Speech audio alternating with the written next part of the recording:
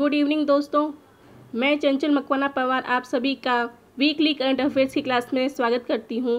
दोस्तों, आज 18 मई से लेकर 24 मई तक का जितना भी करंट अफेयर्स मैंने पुरानी कक्षाओं में पढ़ाया है उन सब का आज रिवीजन है, इसलिए इसको क्विक रिवीजन भी कह सकते हैं। दोस्तों, अगर आप चैनल पर नए हैं तो सब्सक्राइब कर लीजिए चैनल को और लाइक और शेयर भी कर दीजिए। चलिए मोटिवेशन क्विटो के साथ शुरू करते हैं। सारी दुनिया कहती है हार मान लो, लेकिन दिल धीरे से कहता है एक बार और कोशिश कर, तू ज़रूर कर सकता है। चलिए शुरू करते हैं आज का पहला। हाल ही में जिस ITI के अनुसंधानकर्ताओं ने अल्जाइमर की वजह से थोड़े समय के लिए जाने वाली याददाश्त को रोकने या कम करने हेतु नए तरीके विकसित करने का दावा किया है।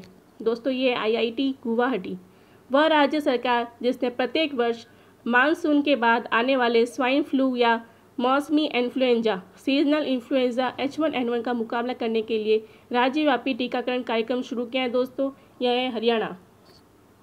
जूलॉजिकल सर्वे ऑफ इंडिया ने उभयचरों की 20 प्रजातियों को गंभीर रूप से लुप्तप्राय और जितने को लुप्तप्राय के रूप में सूचीबद्ध किया है यह है 35। नाबार्ड ने हाल ही में खरीफ और प्री मानसून संचालन के लिए जितने करोड़ रुपए के फंड जारी किए हैं 20,500 करोड़ रुपए। चीन की सरकार ने हाल ही में जिस देश के निर्यात पर 80% का टैरिफ लगा दिया है यह है ऑस्ट्रेलिया देश। हाल ही में जिस देश ने फ़लस्तीन शरणार्थियों के लिए आर्थिक सहायता का योगदान दिया है दोस्तों यह है भारत। विश्व मधुमक्खी दिवस किस दिन मनाया जाता है दोस्तों? यह बताया चुका हूँ मैं, ये 20 मई को। जिस राज्य से गुजरने वाले प्रवासी श्रमिकों के लिए चरण पादुका अभियान शुरू किया गया है वह है मध्य प्रदेश। वह देश जिसने ओडिशा और पश्चिम बंगाल से टकराने वाले चक्रवात का नाम अम्फान रखा है वह है थाईलैंड। विश्व स्वास्थ्य संगठन WHO के कार्यकारी बोर्ड के अध्यक्ष के रूप में जिसे चुना गया है डॉक्टर हर्षवर्धन को उत्तर प्रदेश के जेवर में नोएडा अंतर्राष्ट्रीय एयरपोर्ट को बनाने के लिए जिस देश की कंपनी को केंद्रीय गृह मंत्रालय ने स्वीकृति दे दी है दोस्तों वह है स्विट्जरलैंड। हाल ही में जिस बैंक ने वीडियो के जरिए KYC स्वीकार करने वाला देश का पहला बैंक बन गया है वह है कोटक महिंद्रा बैंक। जिस राज्य ने हाल ही में स्टार्टअप को बढ़ावा देने के लिए साइबर स्पेस एक्सेलेरेटर लॉन्च किया है दोस्तों वह है कर्नाटक। विश्व उच्च रक्तचाप दिवस वर्ल्ड हाइपरटेंशन डे किस दिन मनाया गया दोस्तों? 14 मई को मनाया गया अभी। जिस राज्य सरकार ने हाल ही में सैनिकों के लिए निःशुल्क बस सेवा शुरू की है दोस्तों यह है राजस्थान। हाल ही में बेंजामिन नेतन्याहू जितनी बार इजराइल के प्रधानमंत्री बने वे हैं 5 बार।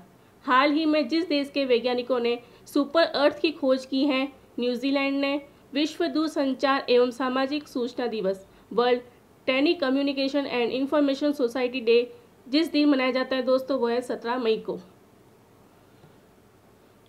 वह राज्य सरकार जिसने कोरोना वायरस महामारी के मद्देनजर राज्य के सभी जिलों में IPC की धारा 144 3 महीने के लिए बढ़ा दी है दोस्तों वह है छत्तीसगढ़। विश्व स्वास्थ्य संगठन WHO की 73वीं 2 वर्षीय वार्षिक विश्व स्वास्थ्य सभा का आयोजन जिस शहर में किया जाए दोस्तों वह है जिनेवा। राष्ट्रीय डेंगू दिवस किस दिन मनाया जाता है दोस्तों? तो ये 16 मई को मनाया जाता है। भारत सरकार कोविड-19 के कारण प्रभावित हो रहे शैक्षिक वर्ष को सुचारू रूप से चलाने के लिए जिस कार्यक्रम को शुरू करने की घोषणा की है वह है प्रधानमंत्री ई-विद्या। भारतीय सेना द्वारा सामान्य नागरिकों को जितने साल के लिए सेना में शामिल करने के संबंधित एक प्रस्ताव पर विचार किया जा रहा है 3 साल। राष्ट्रपति रामनाथ कोविंद ने हाल ही में घोषणा की कि वे अपने वेतन का जितने प्रतिशत कोरोना महामारी के खिलाफ लड़ाई में भारत सरकार की सहायता के लिए दान करेंगे तो ये है 30%। आतंकवाद विरोधी दिवस जिस दिन मनाया जाता है दोस्तों 21 मई को। भारत और जिस देश ने हाल ही में 5 नए बंदरगाहों और 2 नए प्रोटोकॉल मार्गों के संचालन के लिए एक समझौते पर हस्ताक्षर किए हैं बांग्लादेश। केंद्रीय मंत्रिमंडल ने आपातकालीन क्रेडिट लाइन गारंटी योजना के अंतर्गत जितने लाख करोड़ रुपए के अतिरिक्त राशि उपलब्ध कराने की मंजूरी दे दी है 3 लाख करोड़ रुपए। कोविड-19 का टीका बनाने के लिए भारत बायोटेक और जिस देश ने फिलाडेल्फिया स्थित थॉमस जेफरसन विश्वविद्यालय के बीच समझौता हुआ है दोस्तों, यह अमेरिका। वायु सेना, भारतीय वायुसेना IAF ने जितने करोड़ रुपए की 3 बड़ी अधिग्रहण परियोजनाओं को रोकने का निर्णय लिया है 8,000 करोड़ रुपए।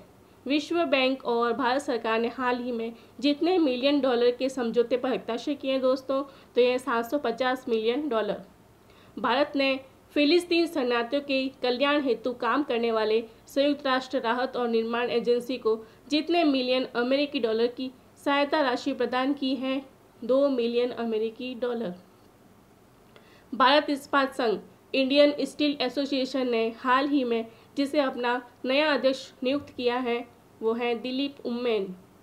जिस देश के प्रधानमंत्री थॉमस थाबाने ने औपचारिक रूप से अपने पद पर इस्तीफा दे दिया है, यह है लेसोथो।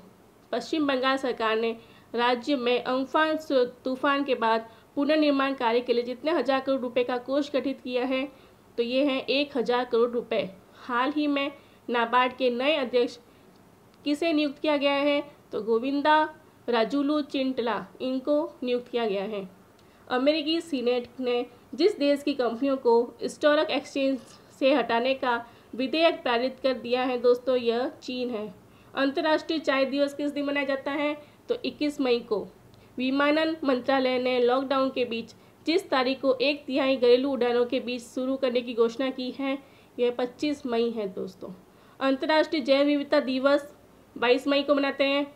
RBI ने 22 मई को रेपो रेट में जितने फीसदी कटौती की घोषणा की है वो है 0.4%।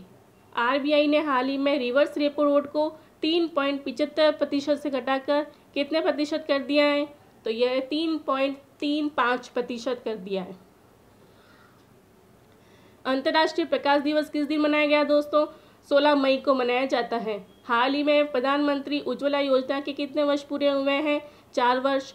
अंतर्राष्ट्रीय संग्रहालय दिवस किस दिन मनाया जाता है, 18 मई को। वह राज्य सरकार जिसने हाल ही में राज्य में फसल उत्पादन को प्रोत्साहित करने के लिए राजीव गांधी किसान न्याय योजना शुरू करने का फैसला किया है, तो यह है दोस्तों छत्तीसगढ़।